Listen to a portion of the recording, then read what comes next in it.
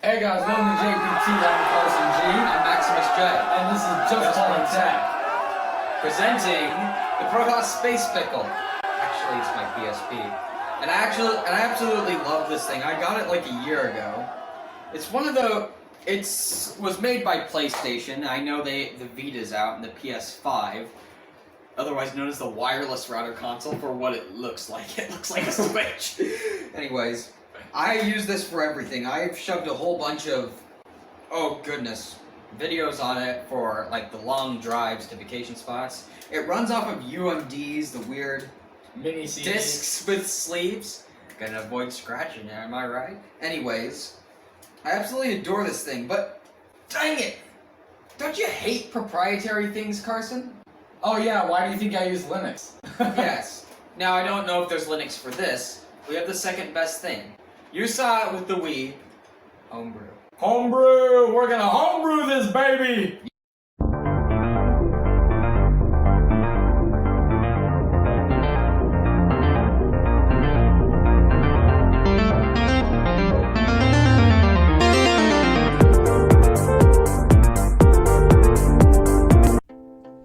Now, as nice as Homebrew is, you first have to find it. Now, in my opinion, I prefer Pro Mod because it's the one I had the best success with so far. So far there's a lot of...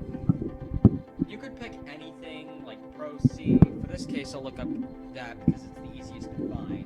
Pro Mod is a bit more concealed, and you gotta do some speaking anyways.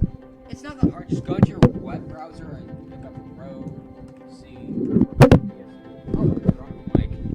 And yeah, you'll find it just a little less than everywhere.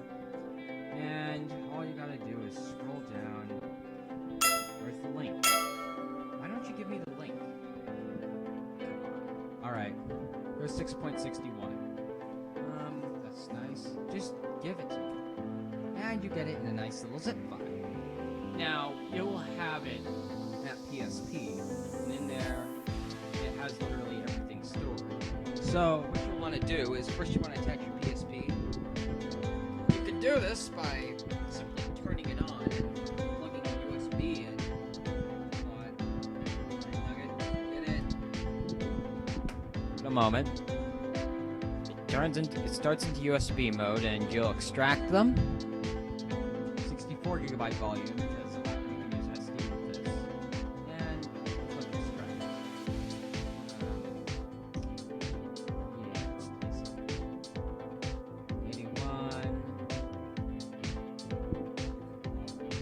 Oh, this is gonna take a nice time. Oh, and it's done. Alright. From there on, it's on your PSP, and now that's all you need to do is eject it. And then we go back to the PSP.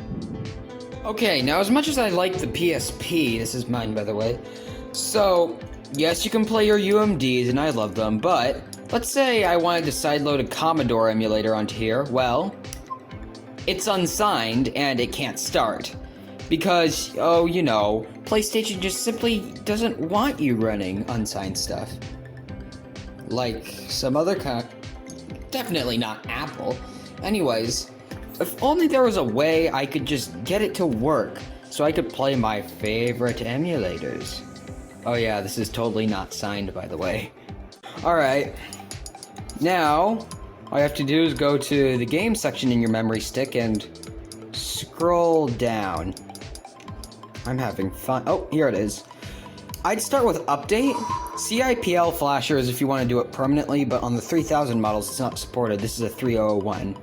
Anyways, you have your nice PSP splash screen because this signs itself in some way. Oh, it's beautiful. Can you see that? Because I can't. Anyways, all you have to do is press X to launch CFW. It'll write a bunch of flashes, and then you press X again. PSP, and it starts up. Alright. And you're now in custom firmware. There's a menu you can access by pressing select. All it does is just allow you to access several different like settings for ISO drivers, but everything works. Before I show you, Update is for when you want to start it and by installing it manually. Fast recovery is when you like shut it off accidentally, because if you shut this off without like force shut it off or let its battery die out, or revert to original firmware, and fast recovery just gets you back to CF custom firmware or homebrew as fast as you can. CIPL flasher for the PSP 1000 and 2000 models will etch it into its ROM, making it permanent. And now from now on, remember that Vice emulator, the FOSS emulator of Commodore that PSP didn't want to run because proprietarism?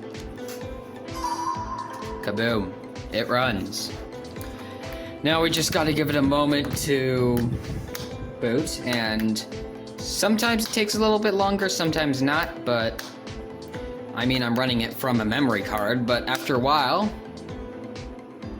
I can't see that either, but bam, the emulator's on. Let's see how plain we can get with tech by showing the plainest piece of tech we have in here through emulation, the Commodore 64. Oh man, you've never seen bytes so crunchy. You've never seen ROM so flaky. It's the Commodore 64 with 64K of RAM, but only 38 bytes free. Because you know, you gotta have those 6502 chips with enough ROM, because they're strong boys, I'll say that much. I'm starting to sound like my grandpa. Anyways, and you can quit it like normal by just pressing this little PSP button here. It'll quit. Sometimes it takes a while to quit, sometimes not. But after a while, everything works. And you can still play normal games in this mode. You can still play videos, you can still play music. Oh yeah, these things are great for music. And just for the sake of it, I actually have some royalty-free music.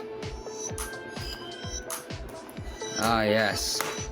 That's definitely not a gimped VU meter. MP3s never sound so crunchy. This nugget's really good. Okay, this is starting to sound like bad. You can also do photos, extras, and settings. Literally everything is normal in the PSP, with the exception of, well, the hardware. Anything will run, anything will work. It just works. That's all I can say. Well, congratulations! Your PSP is homebrewed. It's a media setter's dream. In your pocket.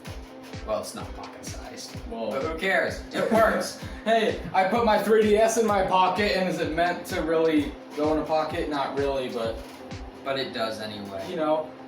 Anyway, Anyways, well, that's all for it. thank you guys so much for watching. Please make sure to subscribe, hit that notification bell down below if you haven't already. We have another video with Maximus, and which one is this one? The 5th video with you? I think it's 5th. Yeah, something like that. But, as always, we plan to have him in future videos. It's great when we have guests up like him on the channel. So, thank you guys so much for watching. And we'll see you all next time. You stole my line!